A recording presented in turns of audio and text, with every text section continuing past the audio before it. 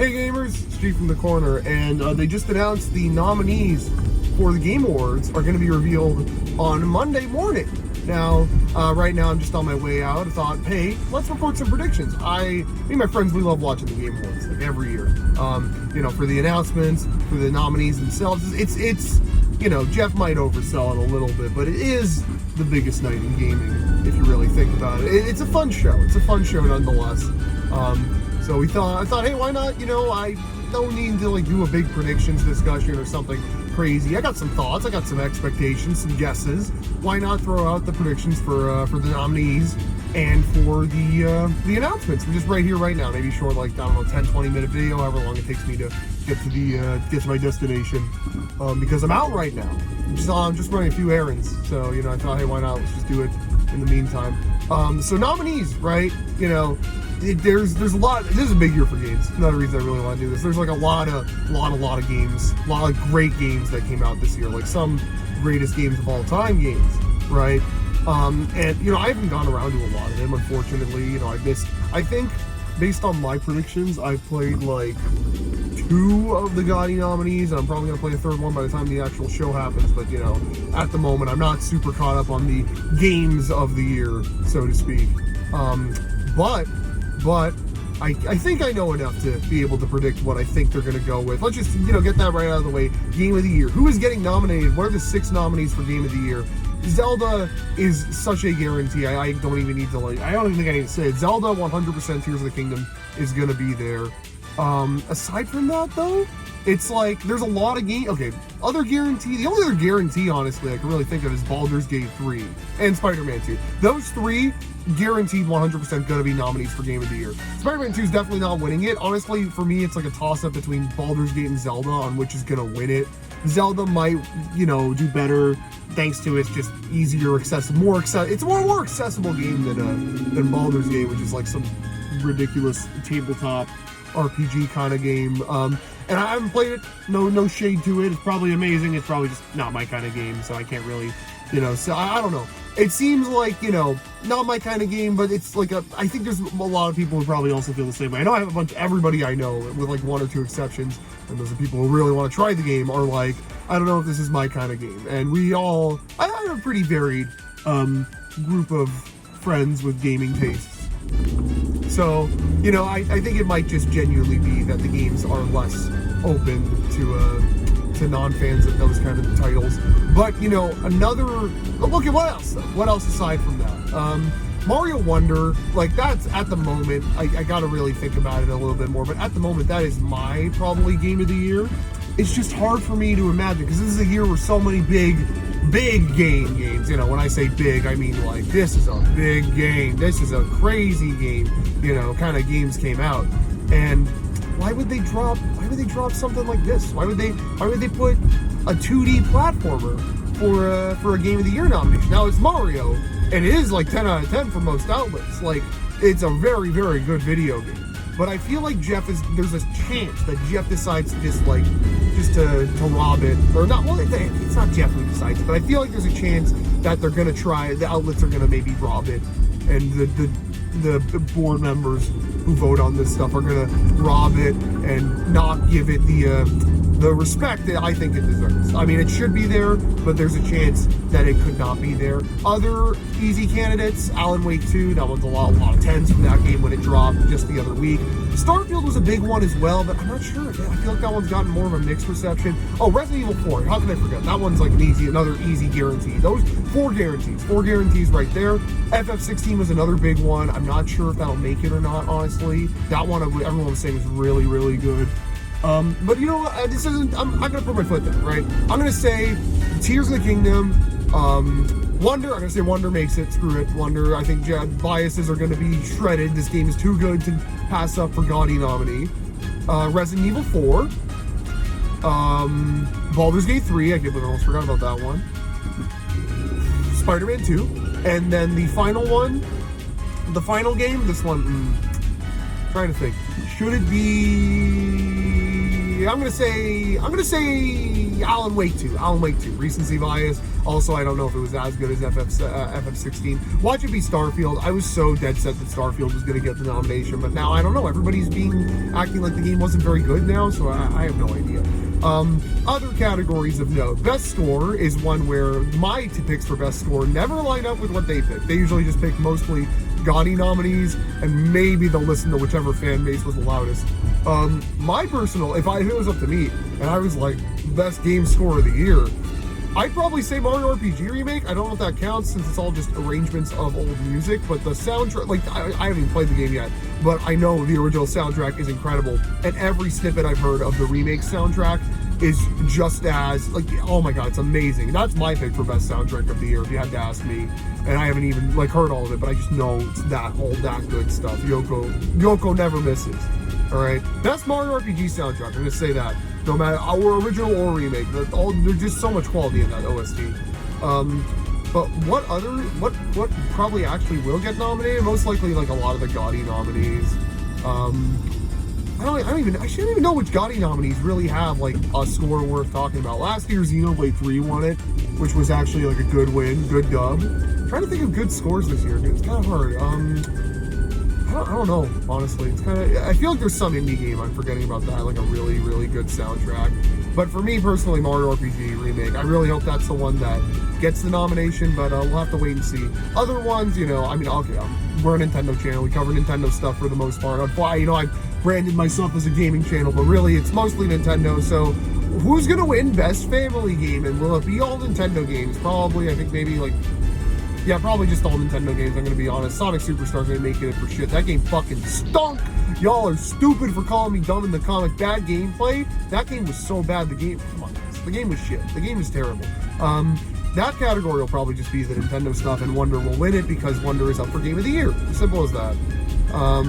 Fighting game, that's another one that I want to talk about, because this is a big year for fighting games. We got MK1, Street Fighter 6, and All-Star Brawl 2, which I think are all going to get nominated for GOTY, or for fighting game GOTY. Street Fighter 6 was a GOTY contender, honestly. It's very high in my list. I love that game, still go back to it all the time, play it. It's honestly like one of my favorite fighting games ever. But I don't think it'll be up for GOTY considering everything else we've gotten this year. Although I think it will easily win Best Fighting Game. MK1, I'm going to be honest, we all love making fun of Mortal Kombat here at the corner. We love joking about how stupid the story modes are, how bad the gameplay is, the dumb guest characters. Oh, your dad's Smash Bros. MK11 roster. Like, what even is this, right? We're not the biggest MK fans, like, unironically. We like making fun of it. We don't like playing it. I didn't buy MK1, and you didn't get a review for a reason.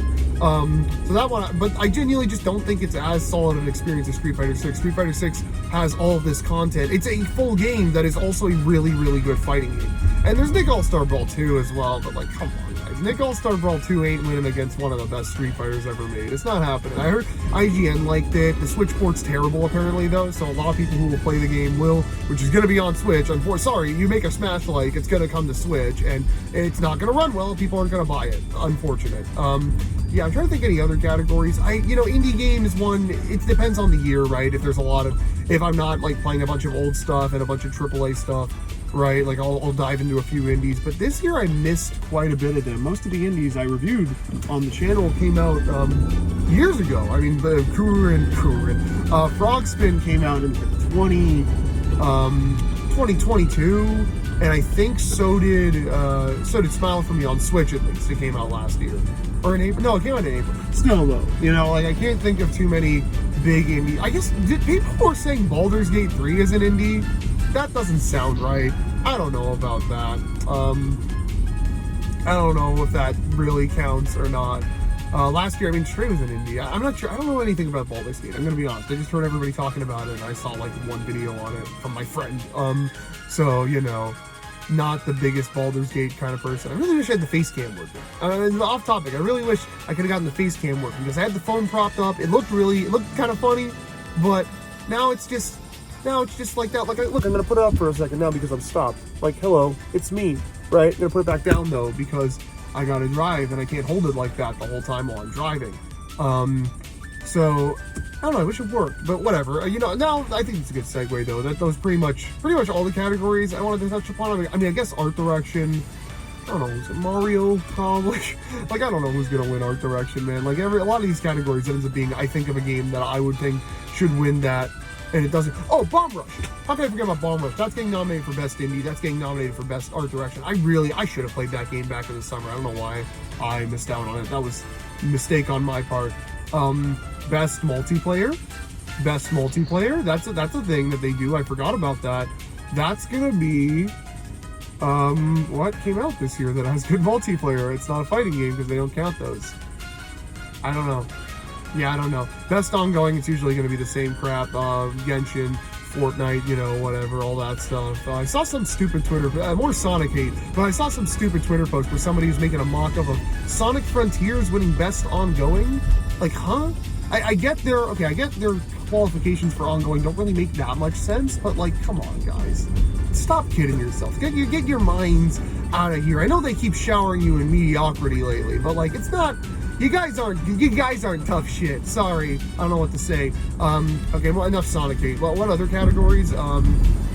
Player's voice. That's always a big one every year. I memed about Sonic. I memed about it being another Sonic X Hoyoverse battle, this time being Honkai versus Superstars. Honkai will probably just win because they'll tell everyone that they'll get free shit if they win the thing. So yeah, Honkai wins best player's voice. That category is going to be rigged by people wanting free stuff every year. Unfortunate, but you know, that's how it goes. What else? Any other categories I could really think of? Best RPG will probably be Baldur's Gate. I think Baldur's Gate counts. They'll put Baldur's Gate there. Pikmin 4 should be nominated for at least best strat. You know what? Okay, no. Not it won't be. Grr, so sad. No. It should be. It better be nominated for best Sim strategy game. Come on, it's Pikmin, guys. That game was beloved by everyone. They gotta get that nomination. Are they stupid? They're stupid. Pikmin 4's got to get nominated for best Sim strategy. It will definitely be in best family, like for sure. What else though? Is there any loose ends I'm forgetting about? I think that may be everything. So now I'm gonna get on to what I think is gonna get announced. Jeff Keighley, Mr. Game Awards man, loves going on Twitter and Instagram and being like, "Hey guys, this year at the Game Awards, we're gonna have some of the craziest reveals we've ever had." And you know, sometimes they're pretty cool. But a lot of the times, he gets us really hyped up for nothing. He kind of only does that when there isn't things to announce. Like, last year was a pretty crazy year. They had a lot of stuff to announce there, but they didn't really hype it up that much. He kind of was even saying, don't expect yada yada, whatever. Whenever he says not to expect much, that's when things go crazy. Every single time, I swear. Like, what the hell, Jeff? This year, for announcements, I'm not so sure what could happen. We got a lot of crazy games this year, but we don't have that much locked in for 2024. There's a few games that'll probably get updates. I can see Death Stranding 2 making its second appearance here. You know, he loves Kojima, he loves Death Stranding. You know, they're gonna show the next trailer for the game, and the last trailer was at Game Awards last year, so you know, it makes sense to finally show it again. I originally had an idea where I was like, what if MGS3 remake shows up here? But then I was like, you know what, they're not gonna want to do that with Konami. You know, how they were. I doubt there's any sort of goodwill there. I don't think we'll ever get a Konami announcement at the Game Awards. And then other big ones that are just like big boys, before I talk about the shit I care about, I'm not too sure. FF7 will probably get a new trailer. Yeah, they'll probably get a new trailer for FF7 Rebirth. It's been a while. It's been since, did we get one in TGS? Or was it Gamescom? I forget. One or the other, was the last time we heard about it, and we got a release. Oh, was it the state? No, it was the State of Play. What am I saying? Yeah, it was just a few months ago. We'll try and get around this guy real quick. Yeah, version broken. I am indeed driving. My bad. There's a few cars on the right lane and with hazards on. I'm not sure why. Not sure why they're all pulled over like that. I guess they're waiting to pick up their kids. It's 2 o'clock. I guess kids are done school now. I don't know. What else though? Okay, you know, real shit time. Is Nintendo gonna be there?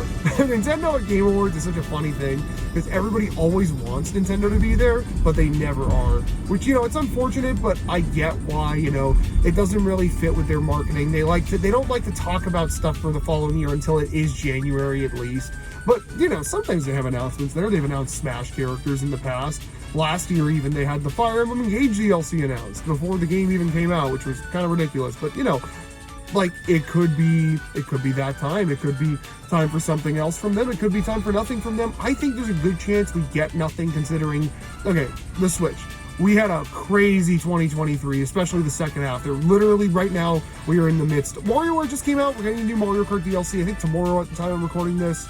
And Mario RPG comes out next week. Why is this guy, what is he doing? Can he wait? There we go. Yeah, I don't know why. Idiot in front of me just started moving before the light changed. Oh my god. Can he wait? But yeah, no, they had a lot this year, and they don't have that much for next year. But I feel like they still, I don't know, part of me is like, they don't do this stuff, they don't talk about next year's big stuff because they want to market for the holidays, but I feel like a lot of the holiday shopping's done, but not all of it, you know? There's this world where, okay, so in 2019, they announced the Xbox Series X at the Game Awards. That was kind of ridiculous. But, you know, what if something like that happened again? What if somehow, for whatever reason, Nintendo thinks, hey, Jeff Show is the place to announce Switch 2? I highly, highly doubt that this will happen, considering Nintendo has been very close to the chest for the past how many years now? Like, literally the entire Switch life cycle, they've loved being just close about things, especially after COVID. They're like, no, not telling you anything until it's absolutely necessary. So why would they announce a console 10 months in advance when they could just announce it 6 months in advance? Not sure, but maybe they are, you know, there's not much hype coming out of like next year right now. It's all Mario remakes. And I guess Peach Showtime and another Code remake. There could be a few other games for Switch, but they might even be marketed as cross-gen games. You know, I don't know what their plans are exactly. That could have been every game coming to the Switch for the foreseeable future. Or there could also just be a Switch-only direct in February and we won't get the reveal until May or something, you know? I'm not too sure, honestly, what their plans are. And I think Jeff Show is a good place to announce it, but I'm not Nintendo. Maybe they probably don't like doing announcements at Jeff Show. Again, they never have been a part of Summer Games Fest. I think that's something very important to disclose. Ever since Jeff started doing Summer Games Fest, Nintendo has never attended the show. Even when they did a direct in June and a partner showcase last June, they were not part of Summer Games Fest at E3 2021. That was E3 2021, not Summer Games Fest. They don't like the branding for whatever reason. And, you know, maybe they think it's an insult. I don't know. Maybe there's some bitterness and they don't want to be with Jeff Show. But they've done announcements there. They had one last year. They did Bayonetta Origins last year, as well as the Fire Emblem DLC, which was just kind of an ad read. But, you know, it was still something, right? So what exactly they'll bring this year, I'm not too sure. Switch 2, I joke about it. I say maybe there's a chance. Maybe Prime 4, honestly. Maybe if they want to get people, like, really hyped. If they want to be like, hey, fine, there is another big Switch game coming. Here's Metroid Prime 4. It'd be crazy, but these are all things I am not going in expecting, all right? Someone I am expecting to show up, and this is my, like, big thing for the Game Awards, is Capcom, okay? Capcom has had a pretty good for the last few years. You know, Street Fighter 6 was really good. They've been releasing annual Resident Evil remakes and new games that have all been very well received, aside from 3 remake. Monster Hunter's been very big, and now Capcom is stating that there is a multi-million seller to be announced and released before the end of the next fiscal year, the current fiscal year, which means that they are announcing a new major release before end of March. There is literally no chance this is not at the Game Awards, whatever this is. Here's the thing. It's probably Monster Hunter. I don't hate Monster Hunter. I think it's pretty fun. I had a bit of fun playing World when I got it for free with the PlayStation Plus package on PS5, you know. Like, I don't hate them. I've never actually bought one on my own. I kind of wanted to check out Rise, never got around to it, whatever. And, you know, maybe I'll check out the new one, honestly, if it is to happen. Because Rise came out 2.5 years ago now. The last big expansion for Rise was last summer, but they've done updates since then. But the updates are completely done now. They stopped those, I think, back in the summer, I think. Might be too soon. Might be just soon enough for them to announce the next Monster Hunter. But it feels like it's too little of, like, time between reveal and release for some reason. I don't know if it's just me being weird about it, but, like, Monster Hunter Rise, even that game, you know, announced during COVID times, would have probably been announced in the E3 season if it wasn't for COVID. It gets announced in, like, September of 2020 and releases in March 2021. That's 6 months.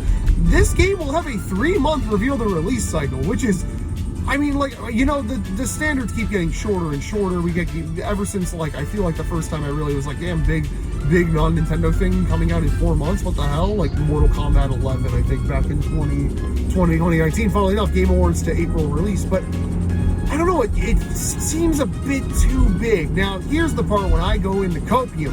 I love Mega Man. I absolutely love the series. Can't get enough of it.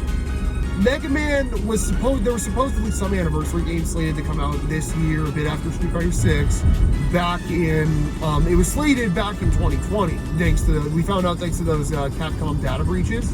Oh, there's a stop sign. I think I have more than 2 minutes to finish this off. And, it still hasn't come out, and I'm just wondering, will it come out? Is it finally time to announce this damn thing and maybe release it soon? It's a Mega Man game, and Mega Man games, I'm excited about them. I love them, but I know they're not everybody's cup of tea, and they're not the biggest games in the world. Granted, they did say multi-million seller, and the series is usually million. So by that, they probably mean it's going to sell like 10 million or something in the first year of release. But maybe they have high hopes for it. I don't know, right? I really hope that we can get a new Mega Man game here at the Game Awards. I've been hoping to see the guy again. It's not as if it's a dead series like it was back when I first got into it in like 2013-ish. But, all we get are these compilations and re-releases. And, like, we got 11. I know 11 was great. I actually really like 11. But that was 5 years ago. It's been 5 years since the last Mega Man game. Yes, compilations. I know. But, come on, guys. Last thing you released was a bunch of GBA games, which apparently is now one of the best-selling games in the series.